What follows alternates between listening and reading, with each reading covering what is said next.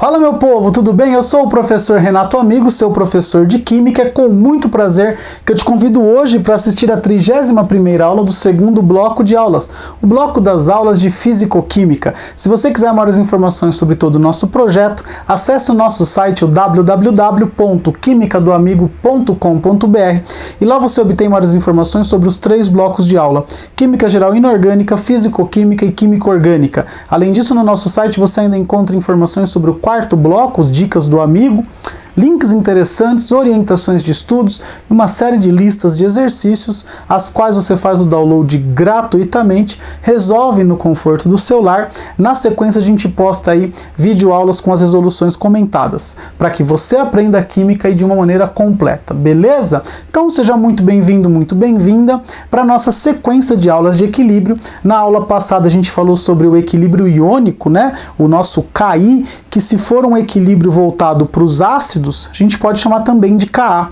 e se for uma base a gente pode chamar de Kb. Anteriormente havíamos discutido o deslocamento de equilíbrio, cálculo de equilíbrio em função de concentração, pressão, trabalhamos com tabela e dá uma olhada nela aqui, a gente vai usar na aula de hoje, para que a gente possa hoje falar sobre um químico, Friedrich Wilhelm Ostwald. Esse cara conseguiu encontrar uma relação entre a concentração inicial de um ácido e o seu grau de ionização. E a partir dessa relação matemática que ele fez de uma forma que não é tão complexa, tanto que a gente vai deduzir junto aí essa expressão que o Ostwald propôs, a gente consegue determinar a constante de ionização para um ácido apenas sabendo qual é o seu grau de ionização e qual é a sua concentração molar inicial. Olha só que interessante. Então a gente não vai precisar passar por todo esse passo a passo que eu vou mostrar para vocês agora, porque a gente vai conseguir deduzir aí uma fórmula que vai simplificar o nosso trabalho. A gente está funilando o nosso estudo no equilíbrio e a gente está indo para a particularidade. Essa lei da diluição de Ostwald, ela é aplicada para ácidos fracos, tudo bem? Então, quando for um ácido fraco, a gente pode usar tranquilamente essa lei da diluição de Ostwald, beleza? E o que a gente precisa ter de pré-requisito? A gente precisa entender, a gente precisa, na verdade, lembrar o que é a concentração molar. Vamos lembrar lá? O que é a nossa concentração molar? É o nosso número de mol dividido pelo volume. Então, é o número de mol da espécie química em um determinado volume. A unidade para isso é a unidade mol por litro. Uma outra coisa que a gente precisa lembrar é do grau de ionização. Esse grau de ionização a gente apresenta para vocês lá no bloco 1 das aulas de química, de química geral e inorgânica, mais especificamente na parte onde a gente fala de química inorgânica, onde a gente fala de ácidos. Essa foi a nossa primeira continha para começar a estimar aí aquela ideia de força de um ácido, né? Qual é o maior grau de ionização? É sinal que o ácido está mais ionizado, ele é mais forte. Como que a gente calculava? Lembra, grau de ionização a gente representava com esse alfa e era o quê? O número de moléculas ionizadas sobre o número total de moléculas. O número total de moléculas. Então era uma relação entre o número de moléculas que ionizavam e o número total de moléculas. Lembra que isso aqui é um número adimensional, uma vez que eu estou dividindo moléculas por moléculas, ele tem um valor máximo, né? No máximo é 1, porque no máximo eu joguei lá 10 moléculas, o máximo que vai ionizar são 10. Se eu joguei 10 moléculas, eu posso ter 9 moléculas ionizadas. Se eu joguei 10 moléculas, eu posso ter 7 ionizadas. E assim, o grau de ionização a gente vai calculando. A gente precisa desses conceitos para a gente poder trabalhar aí com a ideia da lei de diluição de Ostwald. Tudo bem? Vamos então pegar um ácido qualquer, um ácido fraco qualquer, estou representando aqui como HX, ele em água vai sofrer ionização, formando H+ e X-. Digamos que lá no meu momento inicial, eu tenho um certo número de mols N do meu HX, tá? Então eu tenho um certo número de mol. Quanto que eu tenho no início de H+ e de X-? Você vai lembrar que a gente não tem nada de H+, nem de x menos. E agora você vai imaginar que eu tenho uma certa quantidade desse HX vai sofrer ionização.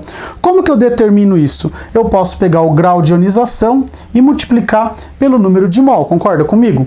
O grau de ionização vezes o número de mol vai me indicar o número de moléculas que foram ionizadas. Evidentemente, como eu estou falando de uma relação aqui que é de 1 para 1 para 1, eu vou ter a mesma quantidade aqui, ó, número de mol vezes o grau de ionização.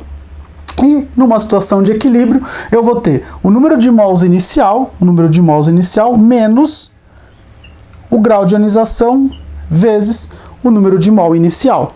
Aqui é a mesma coisa, eu não tinha nada, então no equilíbrio eu vou ter alfa vezes N, e aqui no equilíbrio eu vou ter alfa vezes N. Lembrar que alfa é o grau de ionização, então eu estou dizendo quantas moléculas ionizaram.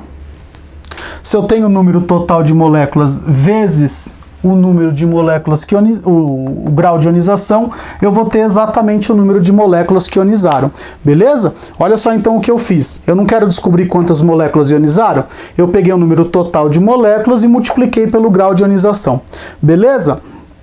Pessoal, eu vou dar uma licencinha para você copiar. Eu vou manter essa tabela para a gente poder deduzir a fórmula de Ostwald. Tudo bem? Fala galera, voltamos agora com uma lousa nova, onde a gente vai deste lado aqui tentar deduzir para vocês a lei de diluição de Ostwald, sempre com base nos dados que a gente obteve aqui nessa nossa tabela, pensando sempre na quantidade inicial, na quantidade que reage forma, quanto tem no equilíbrio. Tudo isso a gente já trabalhou em aulas anteriores. A gente sabe que para determinar o K, ou seja, a constante, eu tenho que trabalhar com concentrações. Aqui eu estou com números de mol, como eu chego em concentração, número de mol sobre volume. Então a gente vai colocar agora tudo isso aqui numa grande expressão de constante de equilíbrio para a gente poder tentar finalizar essa diluição, essa lei da diluição de Ostwald. Então o que a gente vai ter aqui, ó? Qual que é a concentração do meu produto aqui?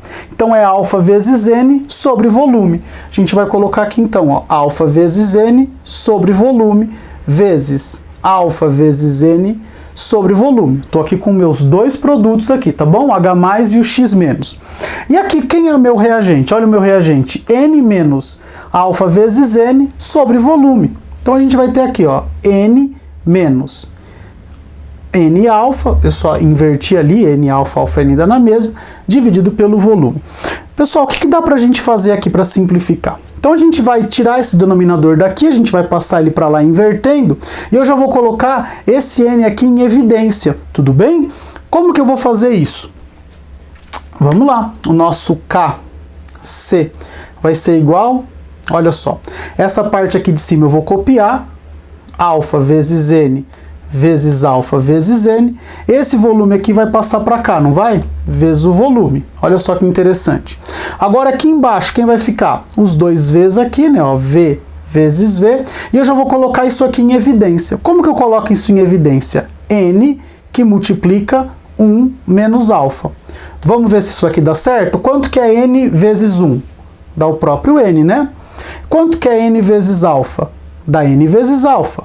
Olha o menos aqui, então a gente colocou em evidência. Para que a gente faz isso? Para a gente poder fazer os cancelamentos, a gente vai sair cortando o que der agora aqui, ó. Esse volume corta com esse, tá? No denominador e no numerador tá igual, a gente pode cancelar, e esse N a gente corta com isso aqui também.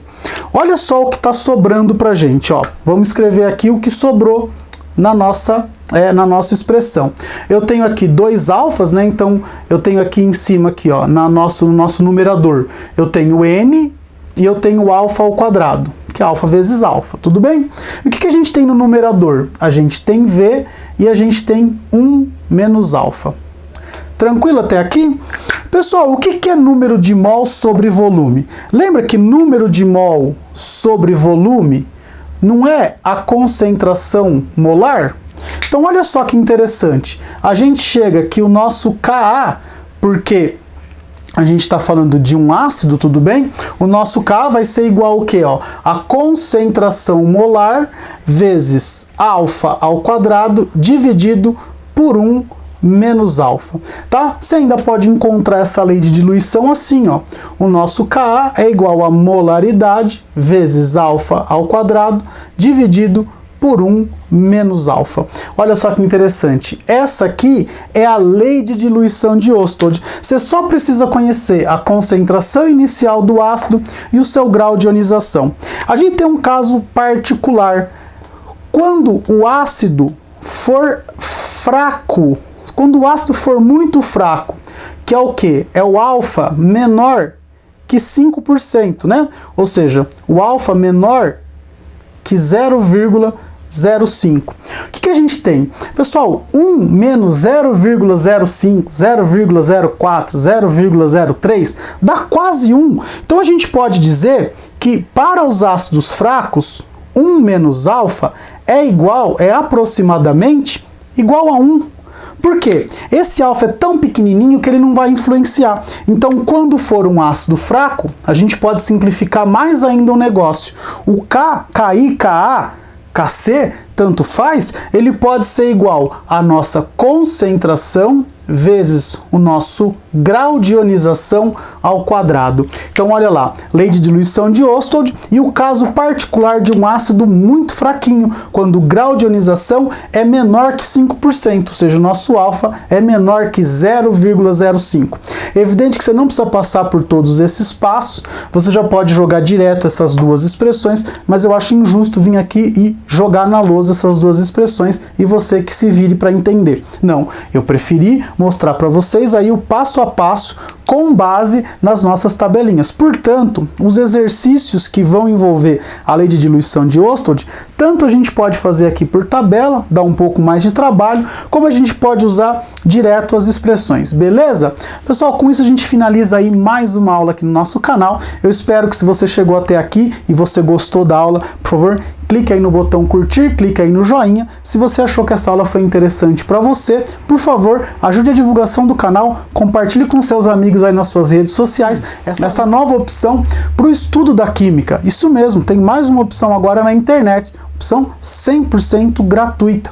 Se você depois dessa aula tem alguma dúvida, sugestão, crítica ou elogio, por favor, deixe um comentário aqui no YouTube ou envie um e-mail para mim no quimicadoamigo@gmail.com. Será sempre um prazer responder sua dúvida, comentar sua sugestão, sua crítica ou seu elogio ao canal. Beleza? Então, foi um imenso prazer gravar essa aula. O que eu tenho a dizer a você é beijo, tchau!